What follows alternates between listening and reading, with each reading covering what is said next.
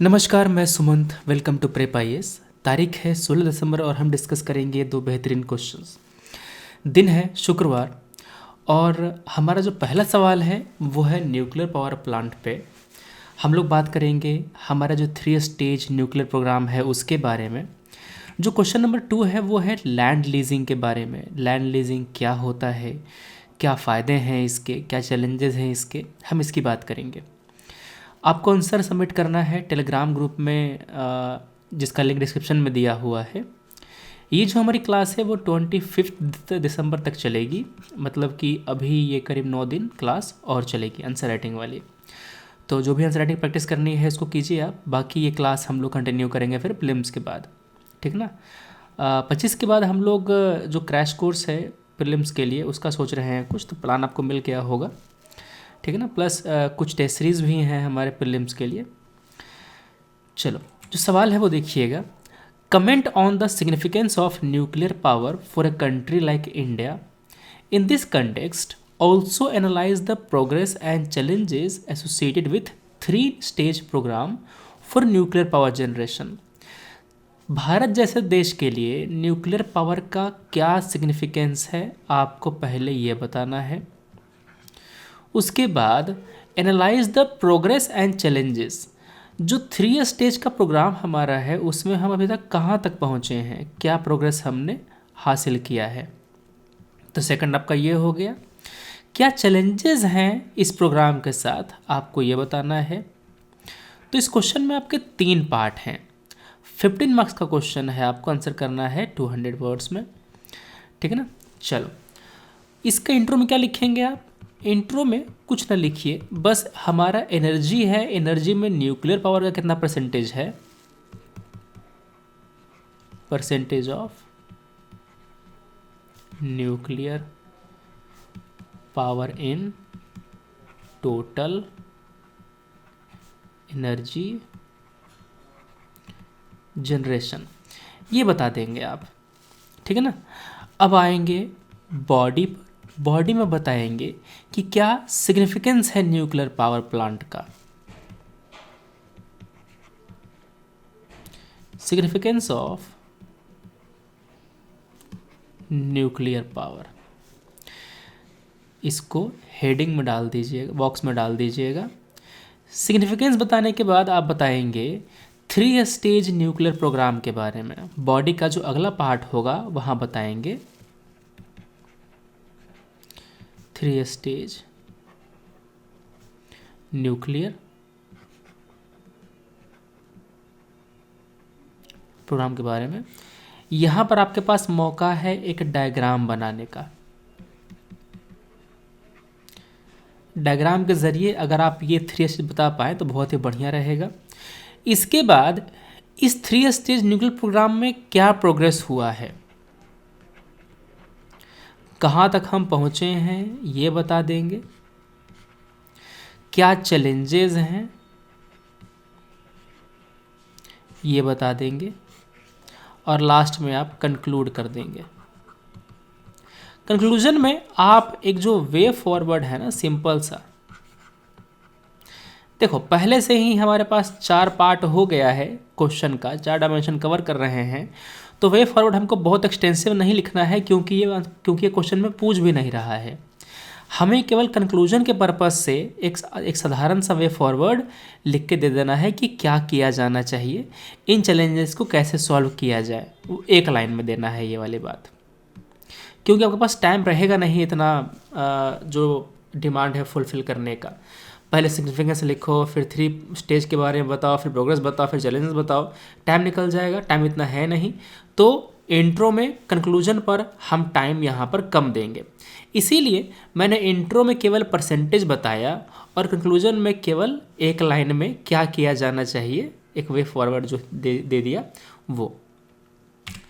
चलो, तो अब देखिए भारत जैसी कंट्री के लिए क्या महत्व है न्यूक्लियर पावर प्लांट का, न्यूक्लियर पावर का। एनर्जी सिक्योरिटी प्रोवाइड करने के लिए हम एक सोर्स पर डिपेंड नहीं रह सकते। हम केवल हाइडल पर डिपेंड नहीं रह सकते, सोलर पर डिपेंड नहीं रह सकते, कोयला पर डिपेंड नहीं रह सकते। कोयला ग्रीन हाउस गैस जनरेट करता है, जिस कारण से यहाँ पर पावर बढ़ा नहीं सकते हम लोग। सोलर डिपेंड करता है सोलर इंटेंसिटी पर, बादल लगा है क्या, जो सोलर प्लेट है उस पर गर्दा जमा है क्या, कई सारी चीज़ें इम्पैक्ट करती हैं सोलर पावर प्लांट के प्रोडक्शन को।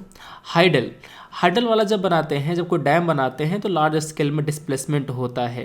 प्लस अगर कोई बांध बना हुआ है तो बांध से जो बिजली बन रही है उसको ज़्यादा दूर भेज नहीं सकते, ट्रांसमिशन एंड डिस्ट्रीब्यूशन लॉस होता है, बिजली लॉस हो जाता है। तो जो न्यूक्लियर पावर प्लांट है, पहली बात इसका जो पावर होता है वो काफ़ी इकोनॉमिकल होता है, मतलब कि पर यूनिट कॉस्ट कम आता है, किसी चीज़ पर डिपेंडेंट नहीं रहता। सूरज उगा है, डूबा है, बारिश हो रही, तूफान आ रहा, उस पर फ़र्क नहीं पड़ता है, फ्लक्चुएशन इसमें नहीं आता।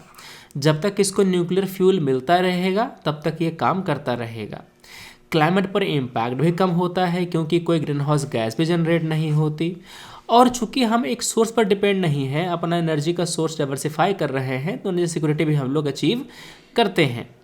एनर्जी डिमांड को फुलफ़िल कर पाते हैं, इंस्टॉलेशन को फुलफ़िल कर पाते हैं, जो इकोनॉमिक ग्रोथ के लिए जो ज़रूरत है बिजली की वो हम दे पाते हैं, क्वालिटी इलेक्ट्रिसिटी जनरेट हो पाती है। अब बताएंगे आप 3 स्टेज के बारे में। पहला स्टेज जहाँ पर प्रेशराइज्ड हैवी वाटर रिएक्टर का यूज़ किया जाएगा। सेकंड स्टेज जहाँ पर जो FBR है, फास्ट ब्रीडर रिएक्टर, उसका यूज़ किया जाएगा। तीसरा है advanced heavy water reactor AHWR, इसका यूज़ किया जाएगा। ठीक है ना। यहाँ पर यूरेनियम और जो थोरियम जो आपका फ्यूल है वो यूज़ किया जाएगा। थोरियम वही थोरियम जो हमारे देश में काफ़ी ज़्यादा मात्रा में मौजूद है। पर्पस क्या है 3 स्टेज न्यूक्लियर प्रोग्राम का, कि यूरेनियम की जगह पर हमारे देश में जो थोरियम है उसी का यूज़ किया जाए ताकि हमारा यूरेनियम पे डिपेंडेंस फॉरेन कंट्री पर से घट सके। तो हम कहाँ तक पहुँचे हैं? 3 स्टेज में हमने पहला स्टेज काफ़ी सक्सेसफुली कवर कर लिया है। जो स्टेज नंबर 2 है वहाँ पर एंटर करने के लिए हम लोग तैयार हैं।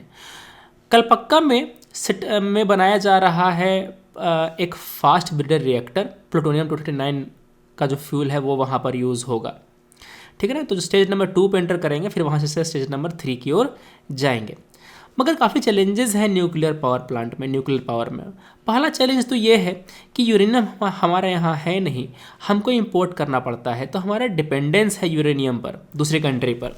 तो हमको जो यूरेनियम की प्रोक्योरमेंट है वो अलग अलग कंट्री से करना पड़ता है, जैसे कि कनाडा हो गया, ऑस्ट्रेलिया हो गया, जो सेंट्रल एशिया है वहाँ से भी मंगाते हैं।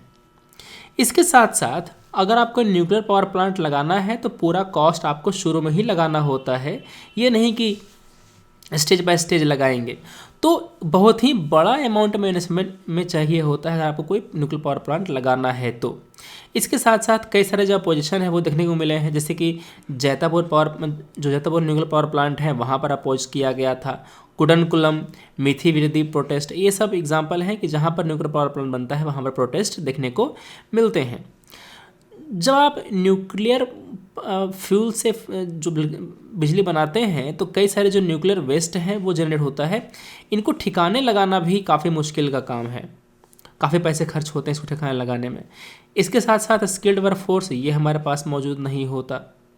ठीक है, तो ये मेन चैलेंजेस हैं। अब एक जो वे फॉरवर्ड है वो देना पड़ेगा कि हमें हमारे देश में जो यूरेनियम रिजर्व हैं उनको क्यों ना रिसर्च किया जाए, उनको क्यों ना निकाला जाए, उनकी क्यों ना माइनिंग करी जाए। तो जो डिपेंडेंस है यूरेनियम पर वो घटेगा हमारा। हाँ, यूरेनियम हमारे यहाँ लो ग्रेड का होता है तो उसको देखना पड़ेगा कि लो ग्रेड से हाई ग्रेड में कैसे जाते हैं। मोटा मोटी यूरेनियम को कैसे इनरिच किया जाता है फ्यूल, मतलब एज अ फ्यूल यूज़ करने के लिए भी। आपका आंसर देखते हैं। Nuclear energy is the 5th largest source of energy in India. India demands stands eight 7th position in terms of nuclear reactor. 23 reactor है, 7 पावर प्लांट है हमारे यहाँ। सिग्निफिकेंस क्या है? Domestic India being energy dependent and not very rich in fossil fuel resources, India nuclear power sustainable alternative. Nuclear energy utilisation in various other research purpose, ठीक है, जैसे कि एस्ट्रोनॉमी है, कैंसर रिसर्च है वहाँ पर। इंटरनेशनल वाले में India's international commitment at scope 26 and 27 of 500 gigawatt non fossil based energy by 2030। तो जो इंडिया का जो नेशनली डिटरमाइंड कंट्रीब्यूशन होता है उसको अचीव करने में काफ़ी बड़ा रोल प्ले करेगा ये for defence capability of nuclear submarine and nuclear deterrence China Pakistan unruly neighbours. ठीक है, प्रोग्रेस कहाँ तक हुआ है? इंडिया का 7वां पोजीशन है in terms of nuclear reactor effective. ये तो तुमने पहले ही लिख दिया था यहीं पे। पाँचवा लार्जेस्ट सोर्स है एनर्जी का यहाँ पे। ठीक है, यहाँ पे 7th वाला जो क्वेश्चन है तुमने यहाँ पर पहले लिख दिया है, तो पॉइंट तुम्हारा रिपीट हो रहा है ये। Effective usage of uranium and thorium reserve found in monazite sand of south Asia. अरे ये प्रोग्रेस पूछ रहा था 3 स्टेज का जो हमारा न्यूक्लियर प्लान है ना, उसमें चैलेंजेस क्या क्या हैं। इंडिया, तो उसको ठीक करना, ये वाला पार्ट, ये वाला पार्ट जो आपका 3 स्टेज न्यूक्लियर पावर प्लांट है उसमें है, उसके बारे में लिखना था। Challenges, India relies on fissile nuclear power plant generation, radioactivity high होती है। Issues related to India being non signatory of NPT energy, land acquisition delays, fixing up nuclear power plant, non availability of fissile material, currently thorium enrichment, uranium. ठीक है, फिर तुमने जो way forward है वो दे दिया है, बढ़िया। अगर तुम ये पार्ट नहीं लिखते तब भी कोई इशू नहीं था, क्योंकि पहले ही वर्ड लिमिट क्रॉस हो जाएगा। केवल ये वाला पार्ट तुम लिख करके आ जाना अगर टाइम ज़्यादा न मिले तो। अगला सवाल कह रहा है, discuss why enacting appropriate land leasing laws should be given priority in India. जो लैंड लीजिंग लॉ हैं उसको इनैक्ट करने का क्या महत्व है, क्यों प्रायोरिटी दिया जाना चाहिए इस चीज़ को। तो मोटा मोटी लैंड लीजिंग लॉ का जो सिग्निफिकेंस है आपको ये बताना है। तो इंट्रो में क्या करेंगे, आप बताएंगे कि लैंड लीजिंग लॉ होता क्या है।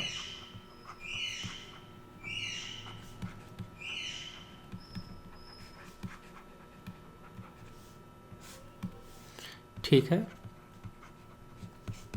बॉडी में आप बताएंगे सिग्निफिकेंस।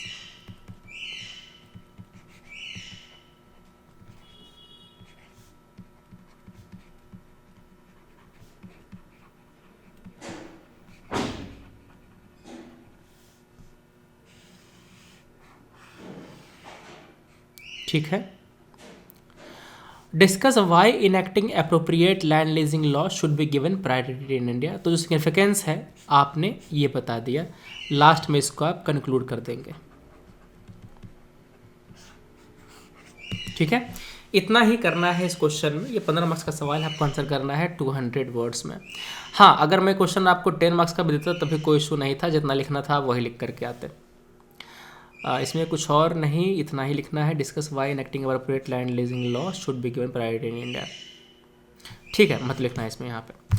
चल देखते हैं इस चीज़ को। तो जो लैंड रिफॉर्म है इंडिया में, उसका मेन पर्पस क्या था? सभी तरह का एक्सप्लॉयटेशन को एलिमिनेट करना, सोशल इनजस्टिस को एलिमिनेट करना, सॉइल के जो टिलर्स हैं उनको सिक्योरिटी प्रोवाइड करना। मतलब जो लोग खेती करते हैं अपने खेत में चाहे दूसरे खेत में, उनको सिक्योरिटी प्रोवाइड करना। जिसका खेत है उसको भी सिक्योरिटी प्रोवाइड करना कि तुम्हारा खेत कोई और ना ले ले। मगर हमारे यहाँ जो लैंड लीजिंग लॉ है काफ़ी रिस्ट्रिक्टिव है। जैसे कि जिस कारण से टेनेंसी हमारे यहाँ इनफॉर्मल है, इनसिक्योर है, इनएफिशिएंट है। टेनेंसी मतलब होता है बटाईदारी। मान लो कि मेरा खेत है, मैं अपने खेत में खेती नहीं कर पा रहा हूँ, कोई दूसरा आदमी है जिसको खेती करने का मन है, तो मैंने उसको बोला कि तुम मेरे खेत में खेती कर लो, जितना भी फसल होगा उसका आधा तुम रखना, आधा मैं रखूँगा। ठीक है ना, जो भी इनपुट कॉस्ट लगेगा उसका आधा तुम दोगे, आधा मैं दूंगा। फॉर एग्जांपल मान लो कि इस खेत में खेती करने में 50,000 रुपये का जो पूंजी है वो लग रहा है, तो 25K तुम दो, 25K मैं दूंगा। 25,000 लगाने के बाद मान लो कि 60,000 का प्रॉफिट हुआ, तो 60,000 में से 3,000 रुपये तुम रखोगे और 3,000 रुपये मैं रखूँगा। ठीक है ना, तो इस तरह से जो काम है वो होता है टेनेंसी में, बटाईदारी में। ठीक, अब बात ये है कि जो एग्रीकल्चर लैंड है इसका दाम दिनों दिनों बढ़ता जा रहा है। तो जो लैंडलेस लेबरर्स हैं वो ज़मीन को खरीद नहीं पाएंगे, उनको ज़मीन बटाए पर ही लेनी पड़ेगी, उनको लीज पर ही लेनी पड़ेगी। तो ये देखते हुए एक जो अप्रोप्रिएट लैंड लीजिंग लॉ है उसकी काफ़ी ज़्यादा ज़रूरत है हमें। सबसे पहला पर्पस क्या है एक लैंड लीजिंग लॉ का? टेनेंट को और लैंड ऑनर को सिक्योरिटी प्रोवाइड करना। ठीक है ना, टेनेंट को लैंड ऑनर को, दोनों को सिक्योरिटी प्रोवाइड करना। लैंड ऑनर को सिक्योरिटी ये रहेगी कि तुम्हारा खेत कोई हड़पेगा नहीं। टेनेंट की सिक्योरिटी ये रहेगी कि समय से पहले तुम्हें कोई बेदखल नहीं करेगा खेत से। ठीक है।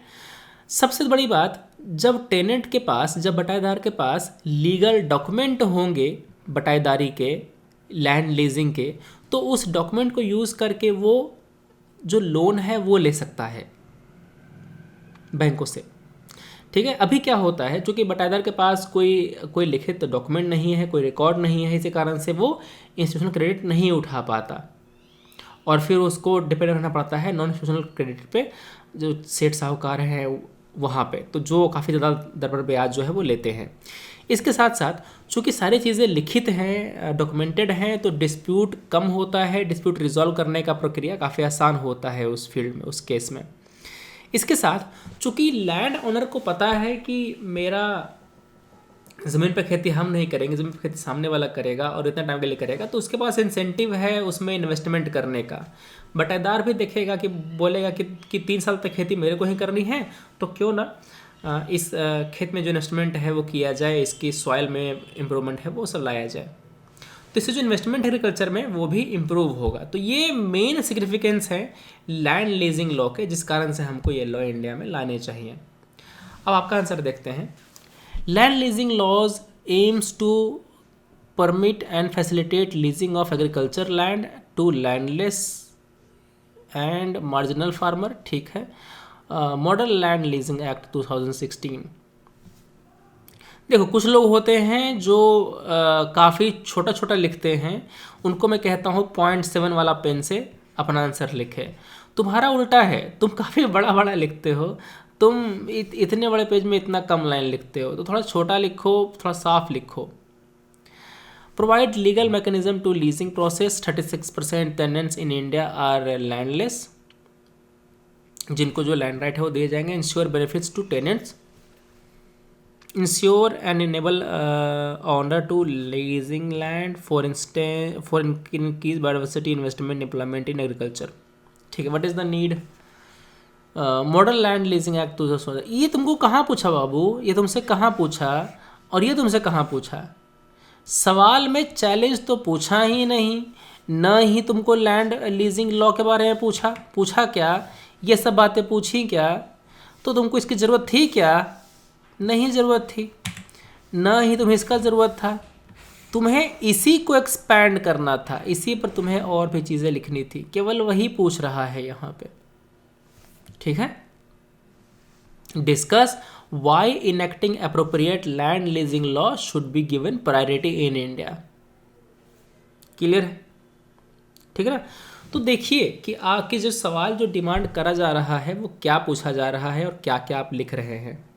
तो आप लोग भी चेक करना कि आपका आंसर किस तरह का है, क्या बातें आपने एक्स्ट्रा लिखी हैं जो नहीं पूछा जा रहा था। ठीक है। चलो फिर हम मिलते हैं कल सैटरडे है और कल शायद एथिक्स के क्वेश्चंस रहेंगे आपको। मिलते हैं कल रात में 9 बजे से।